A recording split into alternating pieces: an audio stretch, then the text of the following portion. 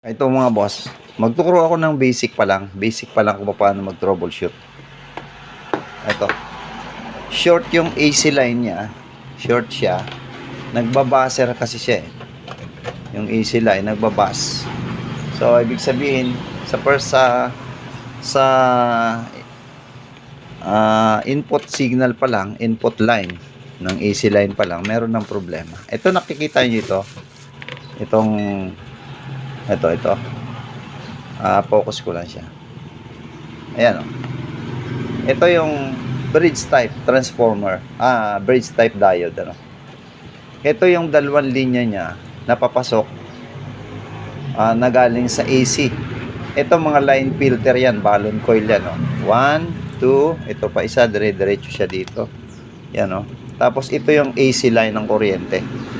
Pagpasok dito, fuse. Pumutok na tong fuse. Papasok ulit siya dito. Ito yung AC line na kabila. So, alin man sa mga nakalagay dyan ng mga capacitor, yan, meron diyang may problema. O kaya, ito mismong bridge type. So, para malaman natin kung nandito ba sa AC line filter ang problema niya, ihahang ko to. At pag nag-bus, pag nawala yung bus, yung buzzer niya, pagka itinutok ko dito yung dalawang test probe at nawala yung buzzer, ibig sabihin ang may problema itong bridge type diode. Pero pag inihang ko yan at yung nagpatuloy ang buzzer dito, ibig sabihin nandito sa mga line filter na yan ang may problema. So ihang ko muna to. Ihang ko lang siya ha, para malaman natin kung saan nagmumula yung short circuit. Ayan. Okay. Samahan nyo na ako. Medyo pahabain na lang natin ng konti itong video. Ayan. Ito mga basic technique lang ito mga boss. Sa mga veterans technician dyan, ano na lang to, karaniwan na lang ito.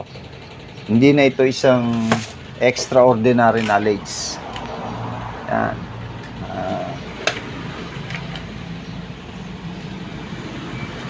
Pangkaraniwang style na lang itong ginagawa ko. Ihahang ko lang siya.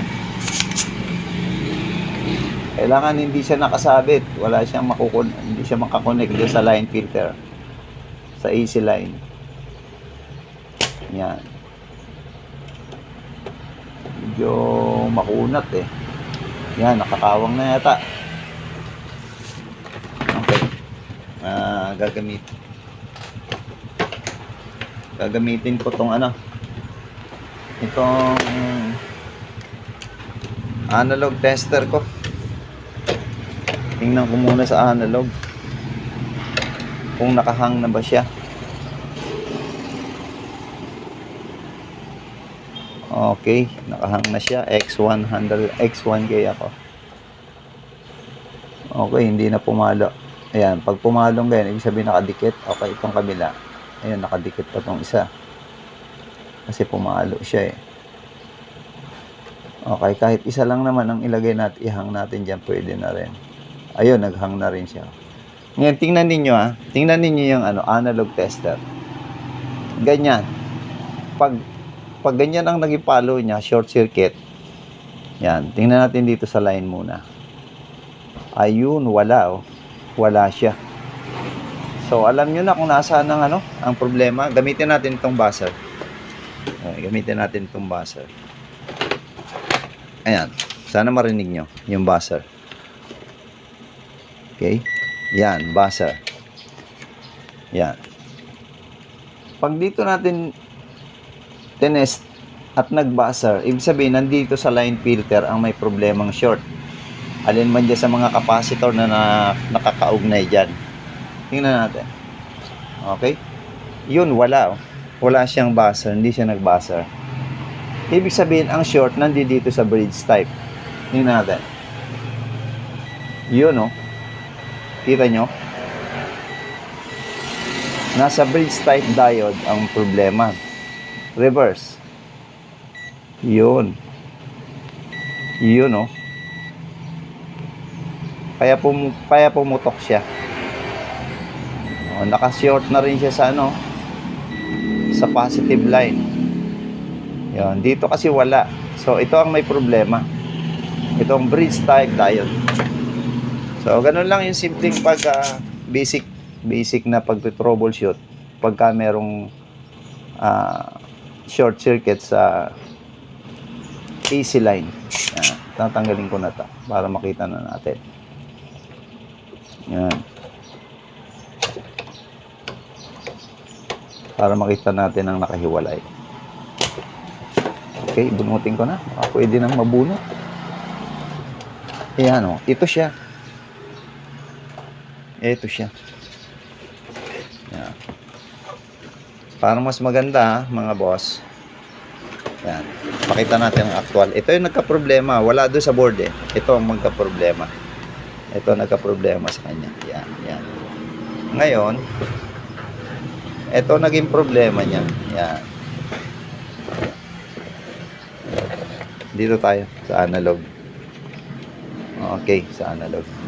Yan. Ito siya. Sa analog, naka times 1 na. Naka times 1 ako, no? Ayan, times 1. Ganyan.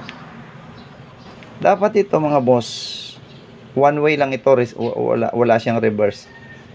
Ito, pag dito, dapat wala siyang palo. O, kita nyo? Pumalo siya. Pansin nyo? Kita nyo? Kita nyo? Pumalo siya. Okay, reverse. Pumalo din. So, short circuit na. Ito kasi ang input line. Ito yung 220, itong dalawa. Pagpasok dito sa kabila, may kita nyo may sign. Magiging positive siya. And then sa kabila, magiging negative. So, dito pa lang, pumutok na yung fuse. So, papalitan muna, maghahanap muna ako nito. Ito yung kanyang specs, oh. Kita nyo? Okay. Ayan. RBU 605 M. Okay, hanap tayo. Patayin ko muna camera.